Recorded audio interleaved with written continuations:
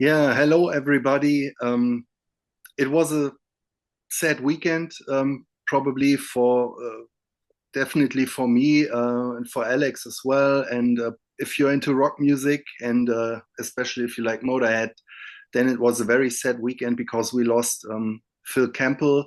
Um, very, yeah, surprisingly for me, I didn't expect that. I thought he was in good health. Didn't follow him too closely. So heard he had surgery and died of complications from that, but I'm not sure. Um, yeah, I'm 64 years old, way too early, and my Facebook was flooded with postings about him and musicians and friends expressing their mourning and so he was a very beloved person and musician. Spent 34 years, I think, with Motorhead. Recorded 16 albums with them. Except for Lemmy, he's the longest running member of the band, and um, I think it's no exaggeration to say that he was crucial in the band lasting that long and being so productive. So yeah, it's I mean, of course, Motorhead didn't exist for the past 11 years, but now there's only Mickey D left. So yeah, it's a very sad day, and we thought it's time to honor Phil and do a little special show. And yeah, we thought we each of us picked 5 songs of the Phil Campbell years of Motorhead and tells a little bit about those songs and what they mean to us. And yeah, so I hope you appreciate this video. If you like it and like Motorhead and Phil, give us your thumbs up and subscribe to our channel. And now let's dive into 5 songs by Motorhead and Phil Campbell. Alex, why don't you start? Okay. So yeah, so my also this is not these are not really my favorite songs of this era. These are just 5 songs that mean a lot to me from the Phil Campbell era. And of course, they have many, many, many great songs. And the first one I picked is I Know How to Die. No pun intended here. It's really one of their strongest songs. It's from their album The World Is Yours from 2010. It's kind of produced by Cameron Webb. It sounds really good, and it might even be my favorite Motorhead album of the Phil Campbell years. And yeah, it's kind of a rock and roll album. Most songs are really in that vein, and I think Phil also he had the same opinion as Lemmy that Motorhead are a rock and roll band. He also didn't like them to be dumped into other genres like metal or whatever, like that famous Lemmy quote. And I thought this is fitting for Phil. And yeah, I love this song. I think this is one of the many, many great Motorhead songs. Yeah, it's rocking right from the start. And yeah,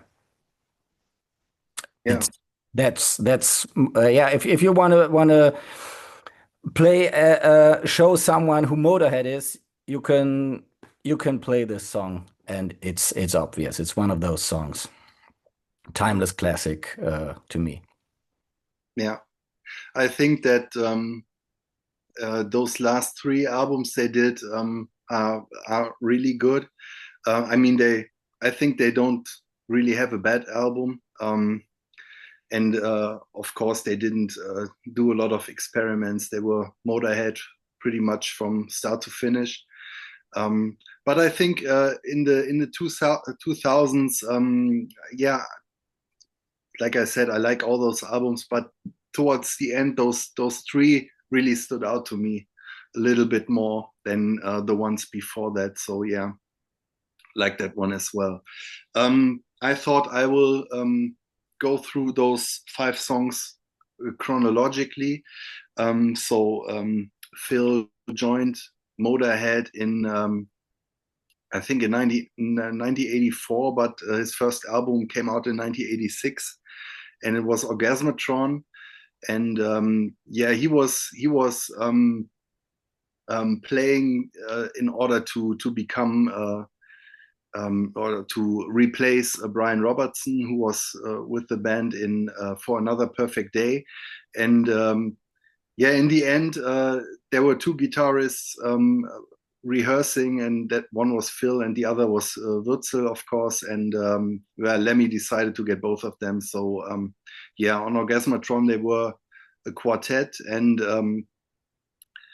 play together. But my first pick is from their second album together, and that's of course Rock and Roll from 1987. And the song I picked is called Dogs.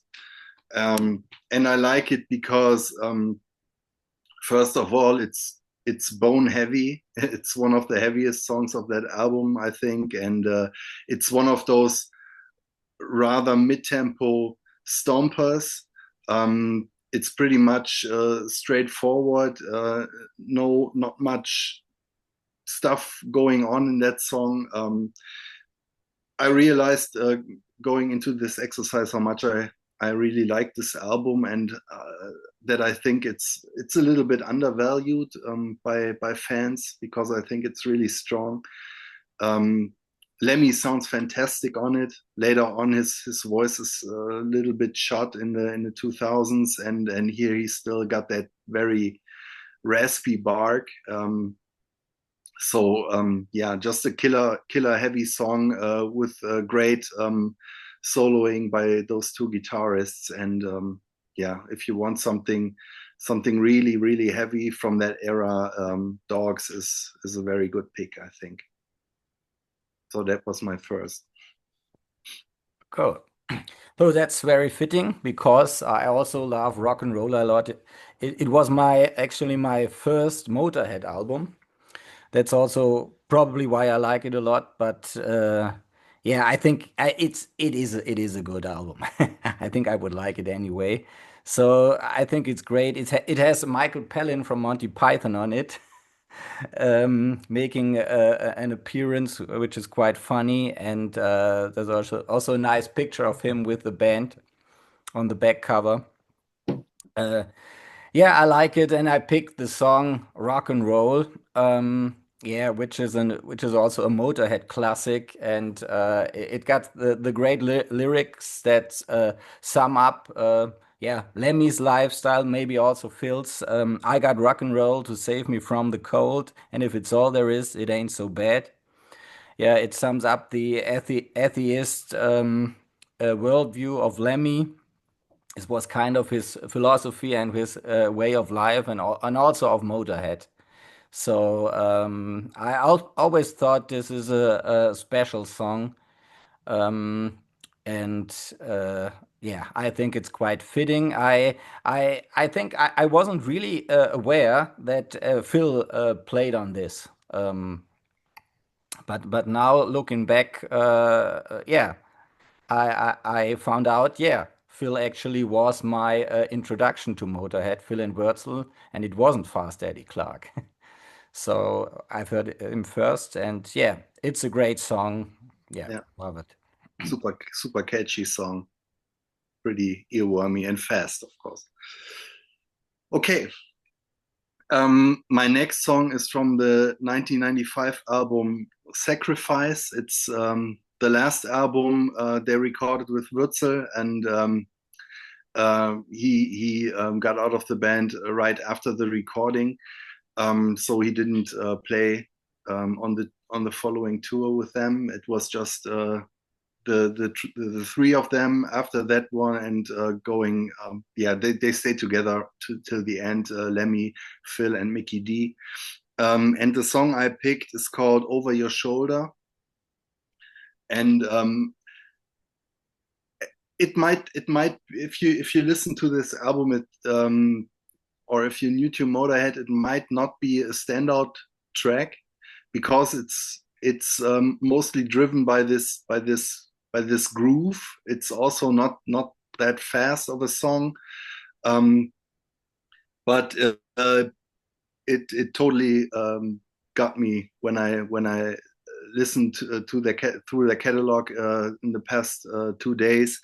Um, Never paid much attention to it, but it yeah, totally kicked my ass this time. And I think why it fits uh, why it fits in this exercise, and what it shows about Phil is his his talent to step back, maybe. I mean, he was a great guitar player, great feeling. Everybody says that he was very gifted, great blues and rock and roll player. But he wasn't a guy that would show off on stage or on the albums. He was happy to be the sideman of Lemmy and just feed him his riffs and sustain the drive that Motorhead is built obviously on Lemmy's bass. So in this song, there's no flashy guitar playing. He's just interlocking with Lemmy's bass grooves and just adds that extra punch to that song. And yeah, if you listen to it in the right moment, it will totally knock you flat off your feet. I think it's a pretty heavy, great groove, and yeah, just Lemmy and Mickey and Phil doing their thing. Nice. Okay, my third pick is also from rock and roll because I mean it's a sentimental favorite of mine. I thought it would be fitting to name those songs today. So yeah, it's Eat the Rich. It's also yeah, a great fast track, and it's actually from the soundtrack of a British black comedy by Peter Richardson. I've never seen it, but yeah, maybe we should. I think Lemmy has a small part in it. Did you see it? No, I didn't, but I remember when I started going to to the video stores. There always was the box. It had some cartoon cover artwork, and I always looked at it, but I never borrowed it. So yeah, I don't think it's that great actually, but I don't know. I Okay. never saw it. Okay. So I don't have much to say about it. It's just a great Motorhead song. Yeah. When did you get that album, and why did you get this one? Um, I think that was just a coincidence. I wanted to get a Motorhead album because I read about them. I think in a yeah, it was weird back then. I think I didn't read music magazines back then. I read a review in a computer magazine and thought, oh, these guys, this sounds like something I would like. And then I got to the record store of our small town, and rock and roll was one of the two or three they had. And I thought I'd pick this one. Yeah, yeah. There wasn't a special reason for it. I actually got pretty late to Motorhead because of stupidity, probably because back in the day they weren't. I think they weren't metal enough for me. But a friend of mine loved them and bought the albums, and that's where I heard them. So I didn't have to buy them myself. When we met, he would play Motorhead, but yeah, that back in the day, it wasn't my sound. So yeah, stupid. Just and so I bought all the albums pretty late, and yeah. Then when I heard them, I thought, well, that I was annoyed about what I was missing for so long. Okay. No, Okay, I liked them immediately. I think my second one was Bomber. yeah, But then I borrowed it to someone and he didn't give it back to me for maybe 3 or 4 years, I yeah. think. And I was really pissed. Yeah, and back in the early 90s, I remember that in our record store, they always had these racks, these nice price LPs, and there were always the first Motorhead albums. You could buy them for 10 Deutschmarks back in the day, so Wow. roughly half price. Also, Iron Maiden and Judas Priest. And today, I think I should have bought them. I think some friends gave me Ace of Spades for my birthday or something like that. So maybe I own that one on vinyl. But yeah, so it's just a couple of years that I own their catalog. Okay. So you were finished with Eat the Rich, Yeah, right? I'm finished. Yes. Okay. Okay. So my next song, it's pretty fitting because you got rock and roll, and I scratched that off my list because we don't want to have double mention. So, but I have another song that's in the vein of that one. So pretty fast rock and roll track, and it's off of Overnight Sensation. So the first album they did as a trio after Würzel left, and the song is called Crazy Like a Fox. Um, Not much to say about it, just this classic, fast, fun, rocking tune with Lemmy's cool lyrics and great soloing, and the song has just a lot of drive. Showcases, Phil's rock and roll credits, and it's yeah. You have to have a song like that in your list because it's one of those styles that Motorhead did so very well, and yeah, I really think this is a great album.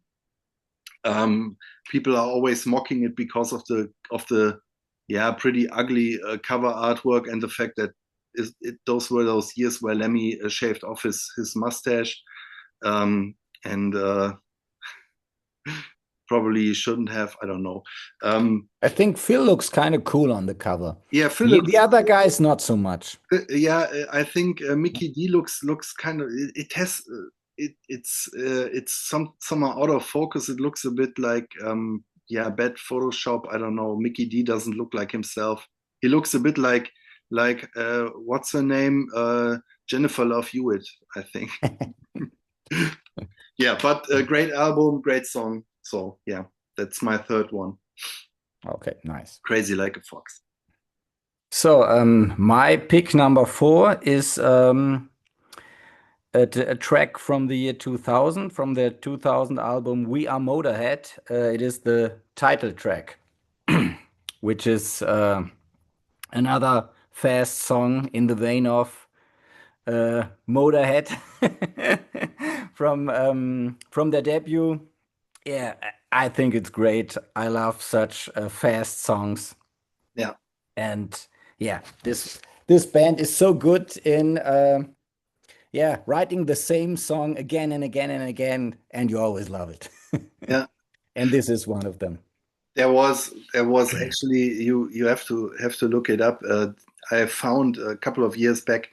I found a blog um, on the web.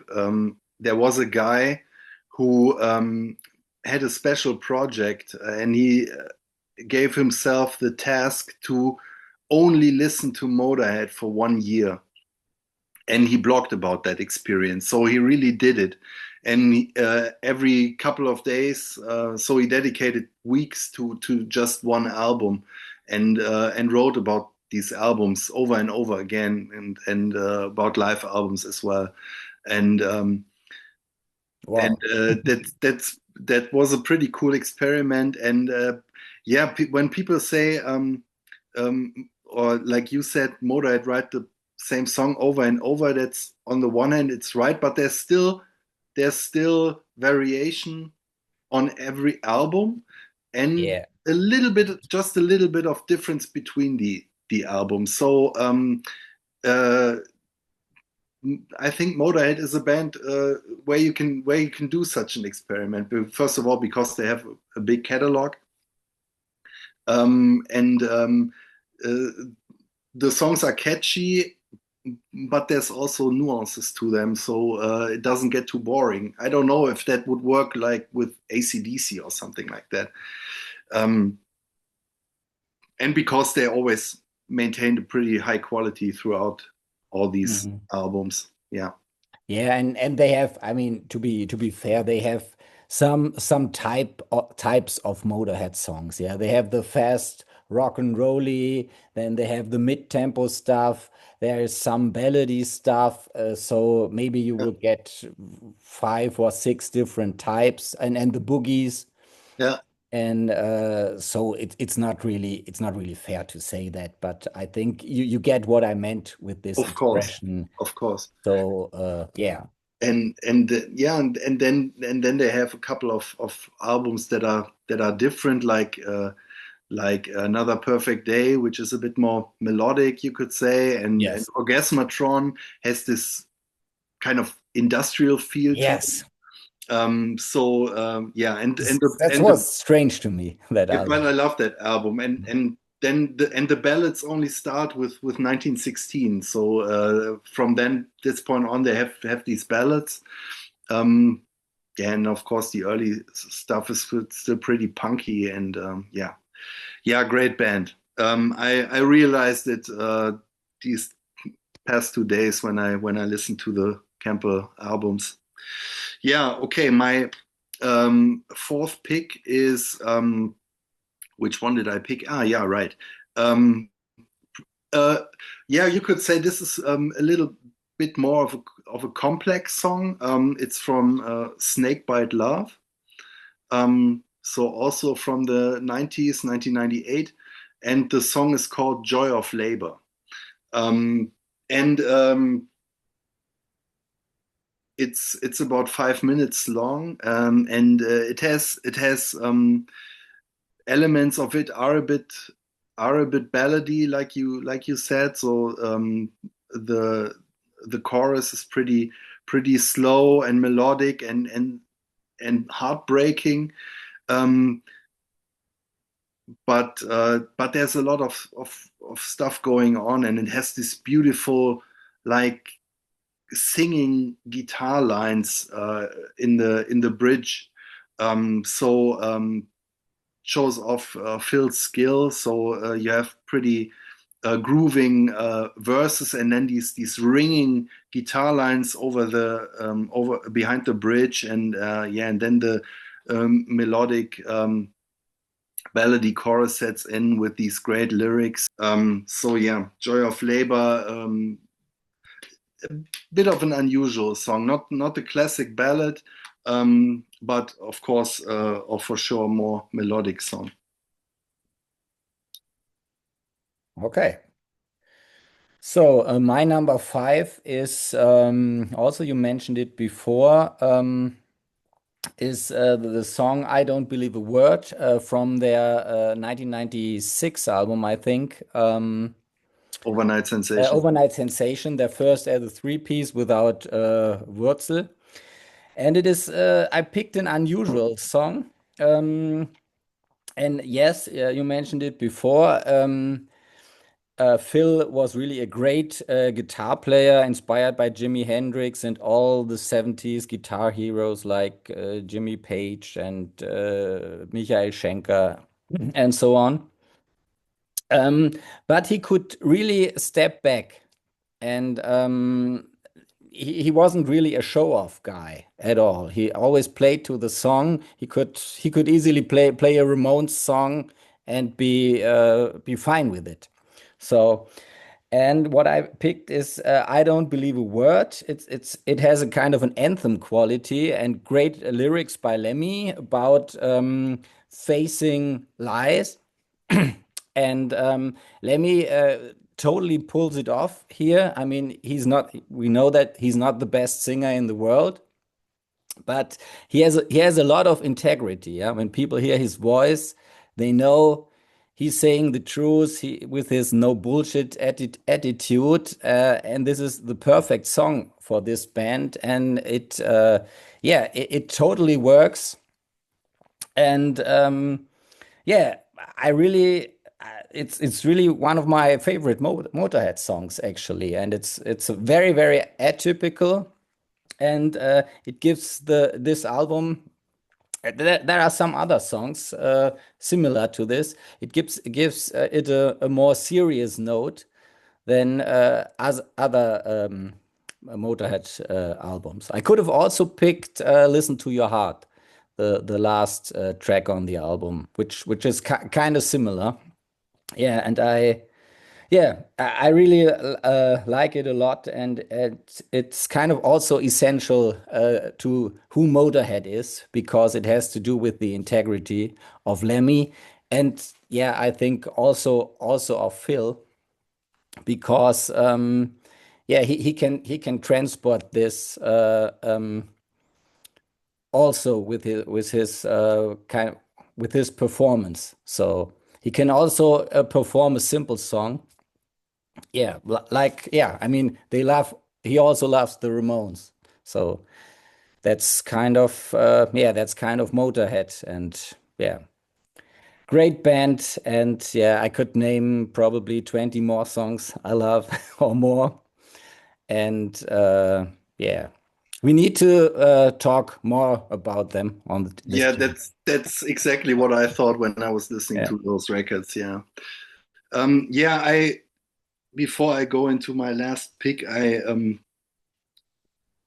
when I picked these, like I said, Phil isn't the typical shredder or guitar hero where No. you will find loads of guitar pyrotechnics on the album. So it didn't make sense to look for the greatest guitar solo or something like that because they are all good, but they are never too flashy. He's always playing in the service of the song and the band. Um, and so I found a lot of just cool songs that showcase the class of Motorhead during his tenure with the band. Um, and but I had to kick some songs out, and two songs would have made a perfect ending for this. So I will mention them and then go to the song that I really want to talk about. They are both of their last album, and one song is called Thunder and Lightning, and it's about playing in a band. Um, it's a fast and ferocious song, and it's about the joy of playing live. So yeah, I think that's what you hear in their albums, just the fun they have at playing together. Um, the fact that they played together for so long tells me that they were a really tight group of people and friends. And the other track, and that would is obviously pretty fitting for the sad situation we have here is Till the End from their last album. Another ballad, but yeah, lyrics were always written by Lemmy, so it would be a little bit um, yeah. It's not really right to pick this song and say it's about Phil and it's a song for this situation. So I chose the song that where I thought it has the coolest guitar playing, and it's from their second to last album, from Aftershocks, came out in 2013, and the song is called "End of Time," and it has this great riffing because it has this nervous guitar picking in the verses. So it goes like it's just great, and another fast song. It drives the song and gives it this special edge. Um, Totally blew me away when I listened to the album. It's probably the best one on this record, and like I said, the last three are pretty great. I also think that Bad Magic, the last one they did shortly before Lemmy died, is great. Um, so yeah, we have to do the best with those records because there won't be any more, and we won't hear anything from Phil anymore, sadly. So Mickey D is with the Scorpions. I don't know if that's too great for us. But yeah, all power to him. He's a great guy, and yeah, the Scorps certainly can use a drummer of his ability and stature. So, do you have anything more to say about Phil and Motorhead? Maybe what we didn't mention enough, I think, is how many great riffs Phil wrote in these years, yeah, on every album. So Yeah, that I think that wasn't Lemmy. I think most riffs come from Phil. And I mean, in a band like Motorhead, you need a cool riff first. And of of course, course. yeah, a song Yeah, and the lyrics. Yeah, and that's essential for the band. And yeah, he pulled it off for such a long time. Yeah, I mean, 16 albums, and I mean, 10 of them he was on his own as a guitar player, and yeah, that's it's really amazing. So, and it certainly wasn't easy, maybe with Lemmy to have a band with Lemmy after what happened to Fast Eddie Clarke. That was not so nice how he was kicked out of the band. And yeah, I think yeah he probably had the right character, was the right kind of person to fit into this band. And yeah, and then, I mean, this lineup lasted the longest, and I think they found themselves. yeah, and takes a special kind of person to be that important musically and creatively and still be like the second guy in the band, right? Because I mean it's Lemmy's band, and Phil was expendable, Yes. obviously. Yeah. So, but he, yeah, he carried that role perfectly, and I think in the end he wasn't expendable, obvious. So yeah, Yeah. Oh, and I have something to add, important to add. I read in an interview, it was long ago, but I was reminded today. Um, when Lemmy was asked in an interview who his favorite guitar player is, he actually named Phil. yeah, And Phil learned about this years later and was totally kind of shocked. He couldn't believe it, and he was really touched by it. Yeah, he couldn't believe that a guy like Lemmy, that really lived through all the rock and roll, he's seen Jimi Hendrix and whoever, and he picked him as his favorite guitar player. And yeah, he was really touched, and yeah. yeah, So, I mean, he is a great player, of course. Yeah. yeah, yeah. Um, like you said, I think we have to do a Motorhead video Yeah, in the of course. near future. So this certainly wasn't the last you heard of Phil Campbell and Lemmy and Mickey D and all the other guys. Um, I'd say the weekend is almost over, at least here in Europe, but it's still time to grab some Motorhead and turn up your speakers and raise your glass to Phil Campbell and yeah, bang your head and do some rocking. So this was our 5 songs of Phil Campbell and Motorhead. I hope you enjoyed it. If so, you know what to do. Hit like, subscribe to our channel, and tell us your favorite songs from the Phil Campbell era. Tell us what maybe you saw them live and or met the guys. Tell us about it. We appreciate your comments and hope to see you soon. We are Rock Kaput. Bye bye. Bye.